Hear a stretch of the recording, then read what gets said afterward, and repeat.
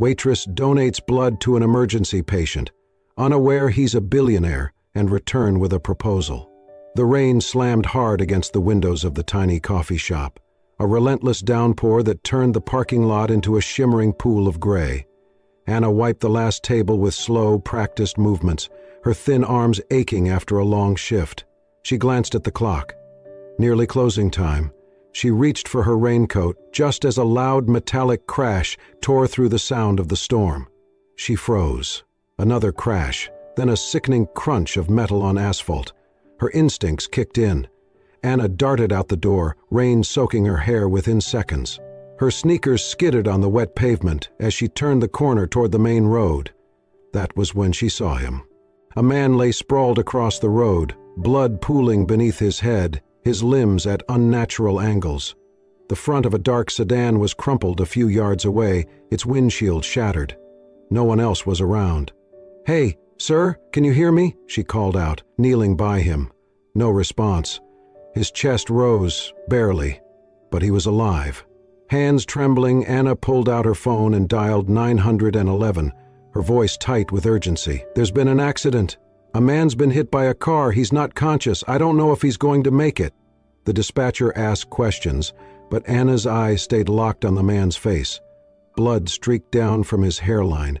His breathing was shallow. "I'm staying with him. Just hurry," she whispered, and ended the call. She tore off her apron and rolled it up to press gently against the wound on his head. She had never seen so much blood. Her stomach twisted, but she did not look away. Within minutes, sirens blared in the distance. When the ambulance arrived, paramedics rushed to her side, pushing her gently back. "You called it in?" one of them asked. "Yes, he was alone," Anna replied, wiping her hands on her soaked pants. The paramedics worked quickly, stabilizing him. "We've got a male, late 30s, significant trauma, heavy blood loss, no ID, no family on scene." "Do you know him?" another medic asked her. "No," Anna said, "but I'm going with you." They looked at her. "I was the first one here," she added. "Someone should go with him. No one should have to go through this alone." A medic hesitated, then nodded. "No, fine. Get in." Inside the ambulance, Anna held onto the stretcher rail as they sped through the streets. The interior was a blur of medical jargon, beeping machines, and soaked bandages. One of the medics cursed under his breath. "He's O negative. Extremely rare, and we're low on that blood type at every local bank right now." "What does that mean?" Anna asked, gripping the cold metal bar. "It means if he loses more blood, and we don't find a match fast, we might lose him." The medic met her eyes. "Unless we find someone who can donate, immediately." Anna's mind raced. "I'm O negative," she said softly. Both medics turned to look at her. "You sure?" one asked. "Yes. I gave blood once. Years ago." They exchanged a glance. "Do you weigh at least 110 pounds? She bit her lip. "No, not quite." "But then we can't." "I don't care," Anna interrupted. "I'll sign anything. I'll take the risk, please." One of them frowned. "Miss, we can't let you put yourself in danger. There are regulations." "I've watched someone die before because I didn't help," she said, voice breaking. "I can't do that again, not when I can do something this time." They hesitated. "Please," she whispered. "I'm not asking for anything. I just don't want him to die." The medic finally nodded. "We'll have to talk to the attending at the ER, but if you're willing to sign a consent and undergo a quick screening, they might approve a small unit." "Thank you," Anna whispered, eyes filled with tears. As they pulled into the emergency entrance, Anna looked down at the unconscious man beside her. His features were calm now, as if unaware of how close he was to slipping away. She reached for his hand, cold and stained with blood, and gripped it gently. "You're not alone," she murmured. "You're going to make it, I promise." The ambulance doors flew open. Floodlights, gurneys, nurses barking instructions, and Anna, soaked and shivering, followed the man she did not know into the chaos of the ER, ready to bleed for a stranger, because her heart would not let her do anything less. The white walls of the emergency room felt colder than the rain outside. Anna sat on a narrow bench, soaked to the bone, her thin fingers trembling against the clipboard that rested in her lap. Nurses rushed past, machines beeped, and behind the swinging doors, the man she had followed from the street clung to life by a thread. A doctor finally emerged, his expression tight and hurried. "You said you're O-negative?" he asked, scanning the form in his hands. "Yes," Anna said quickly, standing up. "We ran a quick test." "You are a match," he confirmed, then hesitated. "But I'm afraid we can't approve the donation." "What?" Her voice cracked. "Why not?" He looked at her apologetically. "You weigh only 44 kilograms. That's under the required minimum to donate whole blood safely." "I do not care about the rules," she blurted, voice rising above the din of the ER. "Please, just take what you can." The doctor's tone remained calm but firm. "We cannot put you at risk. Your body might not tolerate the loss. You could faint, go into shock. I would rather faint than watch someone die," Anna interrupted, tears forming fast. Several heads turned. A nurse paused mid-stride. Anna clenched her fist. "You don't understand. I have to do this." The doctor folded his arms. "Why? You don't even know him." "Because I've been here before," she whispered. He frowned. She took a shaky breath, her hands tightening around the clipboard. "When I was 18, my best friend, Liam, got into a motorcycle accident. He needed blood urgently. I was a match, but I was terrified. I'd never donated before. I hated needles. I panicked." She looked down, voice breaking. "I told the nurse I couldn't, that I'd come back the next day. But he didn't have a next day. He died that night." Silence fell between them. Anna wiped at her eyes, angry at herself. "Every day since then, I've wondered if I could have saved him. If maybe my blood would have been enough. But I didn't give it. I ran." She looked up, face pale and determined. "I'm not running this time. Please, doctor, let me do this." The doctor studied her, the tension in his brow slowly shifting into something more thoughtful. After a pause, he spoke more gently. "There are rare cases where, with informed consent and physician supervision, we allow a partial draw. It's not ideal, it's not common, but it's possible." "Yes," Anna said instantly. "I'll sign anything, just please. We'll have to monitor your vitals closely, and we can only take a very small amount, just enough to stabilize him, not for a full transfusion." "I understand." The nurse nearby stepped forward, clipboard in hand. "You'll need to sign a voluntary release. It states that you accept the risks of donating, underweight." Anna grabbed the pen without hesitation. Her signature shook but held firm. A few minutes later she sat on a reclined gurney, a tourniquet tied around her upper arm. The antiseptic burned her skin, but she did not flinch. The nurse inserted the needle. She closed her eyes. Images rushed back. Liam laughing under summer skies, the hospital corridor, her frozen feet that refused to walk toward the donor room, the call from his mother the next morning. She felt a tear slip down her cheek as her blood filled the bag. The nurse touched her shoulder. "We're halfway. You're doing great." Anna nodded, her breathing shallow. When it was over, they helped her lie down and rest. Her head spun, but a strange peace settled in her chest. Across the ER, her blood was already being rushed into the trauma room. She watched it go. The doctor returned 10 minutes later, his expression softer. "He's stable," he said. Anna blinked. "You bought him time. He was crashing. That unit, it made all the difference." She swallowed hard. "We're not out of the woods, but yes, he's going to make it." Anna let her eyes fall closed, exhaustion pulling at every muscle. Relief washed over her like warmth. She did not know the man's name, she did not know his story, but tonight she had rewritten her own, and this time she had not run. The first thing Michael noticed was the sterile smell, antiseptic, plastic, and something faintly metallic. Then came the weight in his chest, the sharp ache in his side, and the dull pressure around his head. He opened his eyes. Blinding white light, a ceiling fan spinning slowly above, the rhythmic beeping of a heart monitor, and then a memory. Not a clear one, but something blurred, as though underwater.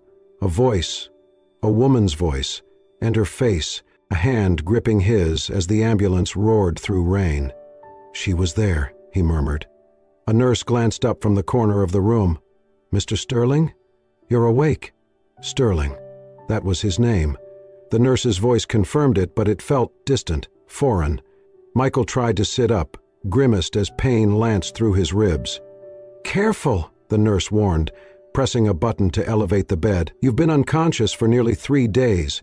Internal bleeding, fractured clavicle, 2 cracked ribs. You're lucky to be alive."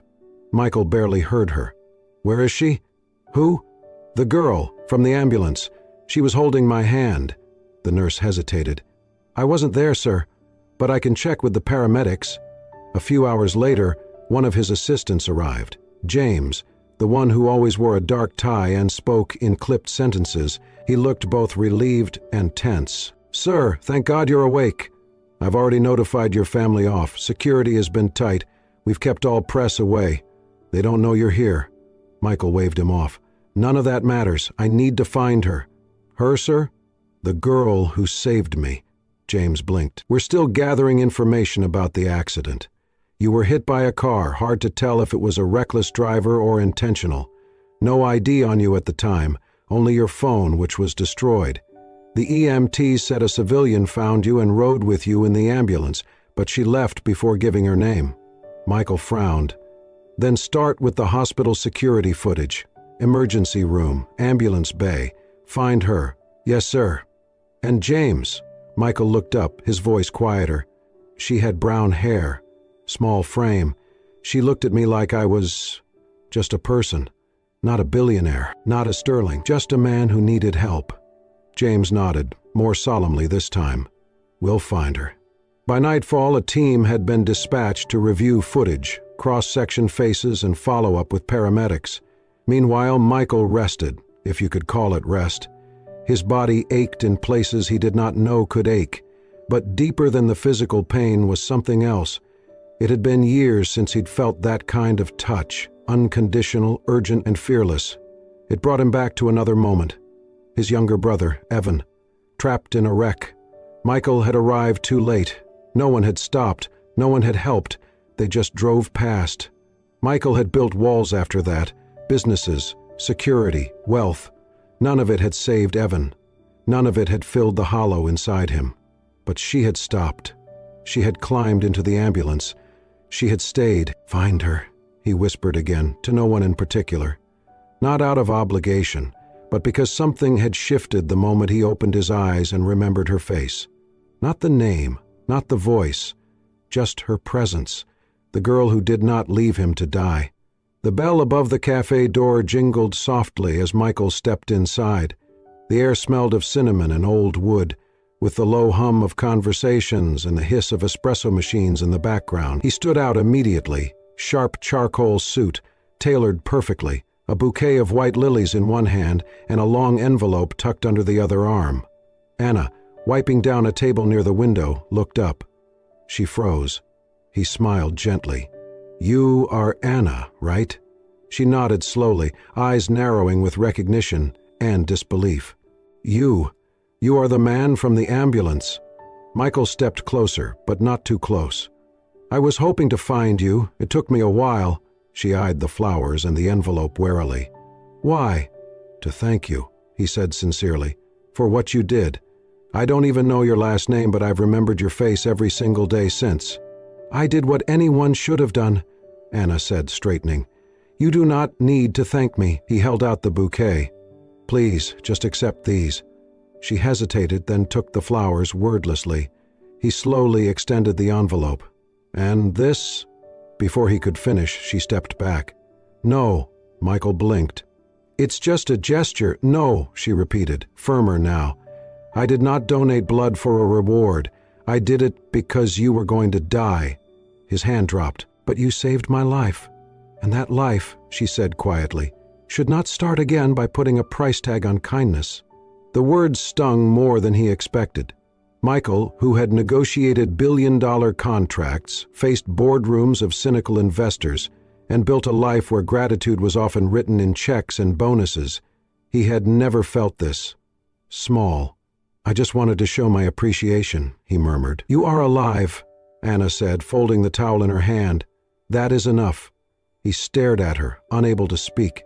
She did not flinch under his gaze. "I do not want anything from you, Mr. Sterling." Michael was stunned. No one ever turned him down, not like this, Not when the sum inside that envelope could pay her rent for a year. She turned slightly, ready to return to her work. "I'm sorry," he said finally. "I did not mean to offend you." Anna looked over her shoulder. "You didn't offend me. You just reminded me that most people think goodness needs to be paid for." With that, she walked behind the counter, leaving Michael standing alone, flowers accepted, money refused. He looked down at the envelope, then slipped it back inside his jacket, untouched. As he left the cafe, Michael Sterling realized something he had not felt in years. Awe, not of wealth or power, but of a person who asked for neither. Michael became a regular. At first it was just coffee, black, no sugar. He sat in the corner of the cafe, away from the crowd, laptop sometimes open, other times untouched, but his eyes often wandered. To Anna, the girl with the tired smile, the graceful hands, and a presence so quiet yet grounding. He never brought flowers again, never mentioned the envelope. Instead, they talked. It started with small exchanges: weather, the morning rush, the broken espresso machine. Then one day, Michael asked, "What made you want to work here?" Anna wiped her hands on a towel, leaned against the counter and shrugged. "It is a job. After Mom got sick, I had to drop out of college. I was studying to be a teacher. But bills do not wait for dreams." Michael leaned in, listening without interrupting. "I work mornings here, afternoons at the bookstore. Evenings I help my little brother with his med school applications," she said, her eyes glowing just for a second. "He is going to be a great doctor one day." "You gave up your dream for his." She smiled faintly. "That is what family does, right?" Michael was quiet for a long time. Then he murmured, "I had a brother, younger. He died in a car crash. No one stopped to help." Anna's expression softened. "I am so sorry. He was all I had," Michael added, voice low. "Since then, I stopped believing in people." Anna tilted her head. "And yet, here you are." He looked at her, something unspoken passing between them. "I think your kindness was the first thing that made me feel again." That night, Michael could not sleep. He walked the streets until rain began to fall, soft and steady. He found himself outside the cafe again, past midnight. The street was empty, lights dimmed, the closed sign swinging gently in the breeze. Then he heard it, the soft, off-pitch clang of metal on metal. It was the wind chime that hung above the cafe's door, or had hung. Now it lay on the ground, twisted, one string torn. The little bell cracked. Michael remembered it faintly from his first visit, its dull notes marking his arrival. Anna had once told him, offhandedly, that it was her mother's. He bent down, picked it up carefully, and held it like a fragile secret. The next morning, before sunrise, he returned. The cafe was still closed. He stood on the wet step, coat damp, fingers raw from cold. With a strip of his own bandage tape, he had it from an old hiking kit, he reattached the chime to its hook. The repair was uneven, imperfect, but it held. He left a note, folded and wedged into the doorframe. When Anna arrived that morning, she paused. Her eyes lifted to the chime, now gently swaying in the breeze, its uneven notes dancing between rain droplets. She touched it with reverence, then unfolded the note. "This sound kept me from losing my way." She stood for a long time in silence. Her fingers closed around the note. Days passed. Their conversations deepened. Anna spoke of her mother, how her laugh used to fill the kitchen, how cancer took her voice long before it took her body. Michael listened. He spoke little about his own wealth or company. He wanted her to know him as a man, not a billionaire, and somewhere between empty coffee cups and shared stories, something shifted. One evening, Anna sat with him on the back steps during closing. The sky was painted in bruised purples and soft orange. "I keep thinking," Michael said, "about what you did, about how you saved me, not just with blood." Anna looked at him. "I did not do anything special." "Yes, you did," he said, voice raw. "I've spent years building things, fixing systems, solving problems, but I never fixed myself, and somehow a stranger in a cafe did." She looked down at her hands. "Maybe we both needed saving." Michael reached over, gently placing his hand atop hers. "I never imagined a single drop of blood could bring someone back to life," he said. "But it did, literally and in every other way." And in that quiet moment, neither spoke. Not because there was nothing left to say, but because sometimes silence says everything. The sun had just begun its descent, casting long shadows across the small café as Michael stirred his untouched coffee. Anna wiped down the counter, occasionally glancing at him. Something about his posture was different, tense, yet hopeful. Finally, he stood and walked over. "Anna," he began, voice quieter than usual, "I want to ask you something, not as the man you saved, not as a customer, but as someone who believes you have something this world needs more of." She raised an eyebrow, half amused, half wary. "This sounds serious." Michael nodded. "I want to start something, a nonprofit, a network of hospitals, donors, volunteers, a way for people with rare blood types to get help, fast. I want to call it Life Chain." Anna paused, cloth frozen in her hands. "I can fund it," he continued. "I can get the logistics, the partnerships, but I need someone who understands the heart of it. Someone who knows what it means to give not because of reward, but because it is right." She stared at him, unsure whether to be touched or suspicious. "You want me to help you run this?" "I want you to build it with me." Anna leaned back, arms crossed. "You are a billionaire, Michael. You live in penthouses, have private drivers, wear suits that cost more than my rent. What do you know about sacrifice?" The words hung in the air like a dare. Michael swallowed, gaze steady. "I know what it feels like to have everything and still lose the one person who meant everything. My brother died because help did not come fast enough. No one stopped, no one tried. I've lived with that silence for years." Anna blinked, taken off guard by the rawness in his voice. "I could not save him," Michael added, "but maybe I can help save someone else's brother, or mother, or child." Anna set the cloth down slowly. "And this isn't just another pet project for your PR team? No press, no spotlight? I give you my word, just people helping people. That's all." She studied him for a moment longer, then nodded. "All right, but we do it on my terms." He smiled, relief visible on his face. "Name them."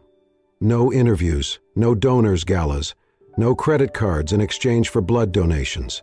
We build this to work in silence where it matters." Michael extended his hand. "Deal."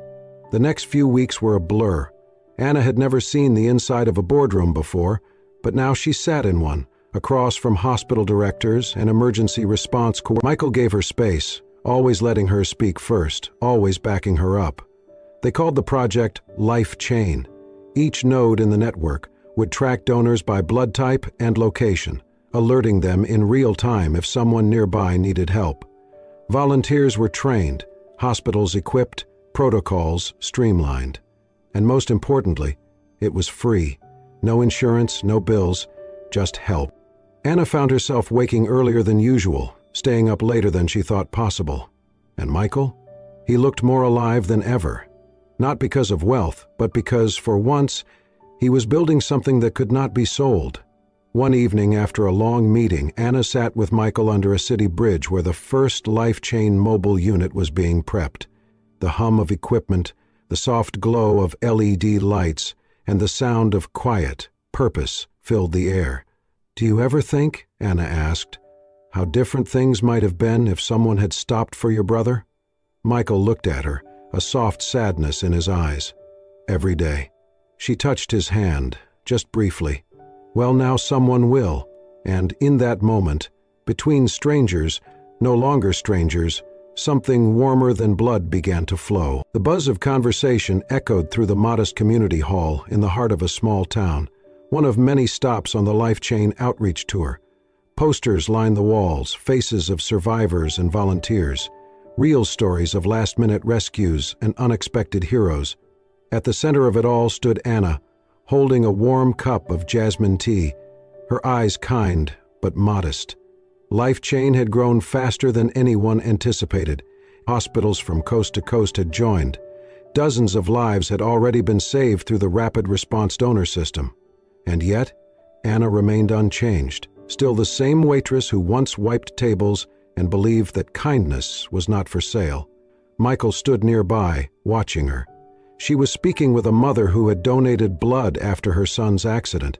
Anna held the woman's hands, listening with her whole presence. Someone asked Anna to give a short talk. She hesitated, then stepped up. "I am not here because I am a hero," she said. "I am here because once, when I was 18, someone I loved needed me, and I did nothing. I was scared. I let fear make a choice for me, and he died.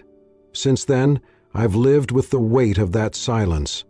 She looked around at the faces, some grateful, some tearful. "Now, I do this, not to erase the past, but to make peace with it. I do what I can so that someone else does not have to feel that regret. We don't always get second chances, but when we do, we should honor them." The room broke into gentle applause. Anna stepped down, cheeks flushed, and Michael met her halfway, offering a paper napkin for her tears. They traveled together from town to town, schools, clinics, community centers. In every place, Anna was greeted not as a celebrity, but as a sister, a daughter, a friend. Her presence comforted people in a way no money or fame could replicate. Michael began to change in ways even he did not expect. He no longer carried 2 phones. He stopped using a driver. On the road, he learned to set up mobile blood units, handle coolers, even speak gently to terrified parents. One morning, Anna brewed a small pot of jasmine tea at a clinic while preparing care packages for new donors. Michael sat quietly nearby, reading paperwork. He accepted the tea, sipped, and smiled. "You know, I used to start my day with a triple espresso, burn my tongue every morning." Anna chuckled. "And now? Now I let things steep," he said. Weeks later, during a board meeting back in the city, a well-meaning assistant placed a sleek cup of artisan coffee in front of him. Michael looked down, then pushed it aside gently. "Thank you, but I've found something that calms the storm better."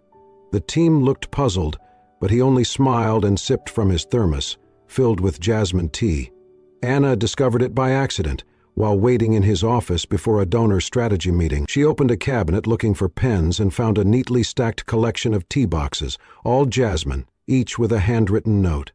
On one box, written in his neat script, "Drink to remember why I woke up again." Her breath caught for a second. She said nothing.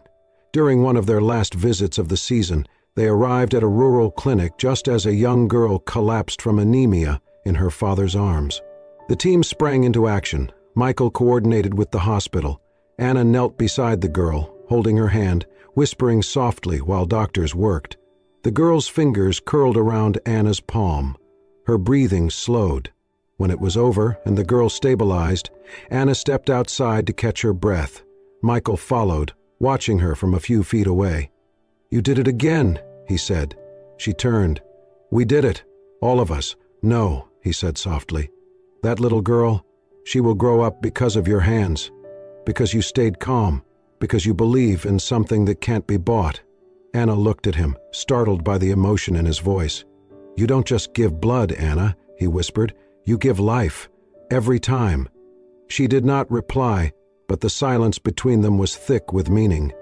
Michael had stepped into this journey thinking he could repay a debt, but somewhere along the way he realized some debts are not meant to be repaid. They are meant to be lived. And that was what he was doing now, living for the first time. The Grand Hall in downtown Chicago gleamed under the soft lights of 100 chandeliers. Rows of white chairs lined the space, each filled with doctors, donors, volunteers, and families, many of whom were alive today because of a few precious drops of blood. At the front stood a sleek, modern podium bearing the Life Chain emblem, a golden heartbeat wrapped in a circle of linked hands. Anna stood at the back of the hall, her heart pounding harder than ever. She wore a simple blue dress, her hair pinned back, a volunteer name badge still clipped to her chest. She did not expect to be in the spotlight today.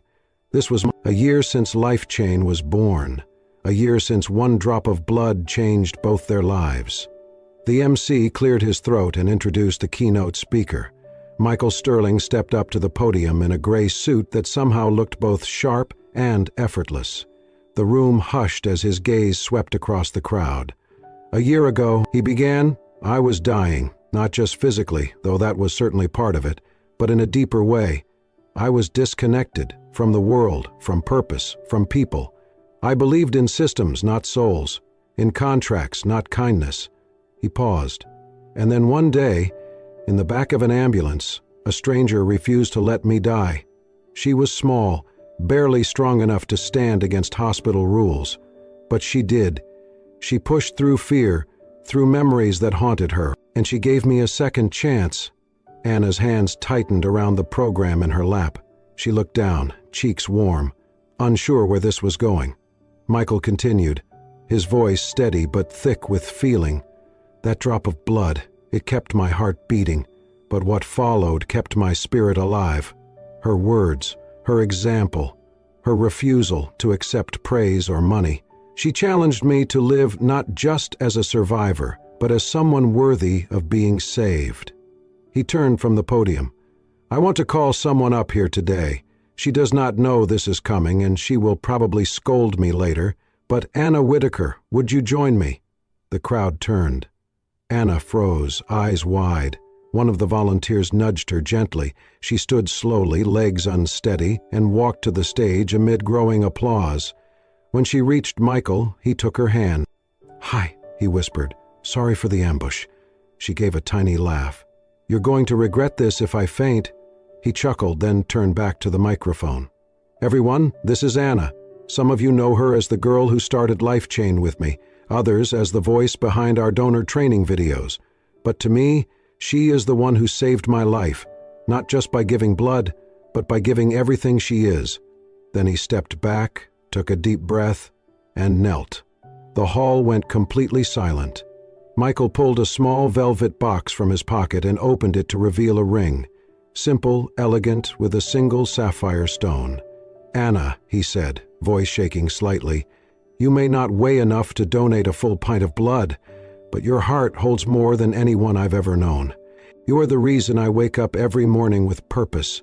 You're my second chance, my light, my home. Will you marry me?" Anna gasped softly, tears springing to her eyes. For a moment, her past flashed through her mind, the hospital room where she failed to save her best friend, the guilt she carried for years, the fear that she would never be enough. But that was then. Now, here she was, on a stage, with a man who saw everything in her and asked for nothing but her love. She dropped to her knees too, facing him, both of them crouched in front of hundreds of witnesses. "I could not save the person I loved years ago," she whispered, "but if tomorrow I get to be your wife, I'll keep saving, with love." The audience erupted into applause. Cameras flashed, not for tabloids, but to capture a moment of redemption, of healing, of something true. Michael slipped the ring onto her finger and they stood together, holding hands as the LifeChain banner unfurled behind them. It was never about blood, not really. It was about connection, about the invisible lines that tie strangers together through acts of courage and care. And in that moment, Michael and Anna were not billionaire and waitress, not founder and They were simply two people, bound not by status, but by a promise that had once been made in silence and now spoken aloud, to live for each other. Every day, for the rest of their second chances. If this story touched your heart, even just a little, imagine how many more lives can be changed by simple acts of kindness. Anna gave more than blood. She gave a second chance, not just to a man, but to a soul in need of remembering what it means to feel, to care, to love. If you believe in stories that heal, that stir something deep inside you, then you're in the right place. Subscribe to Soul-Stirring Stories for more powerful, true-to-the-heart tales like this.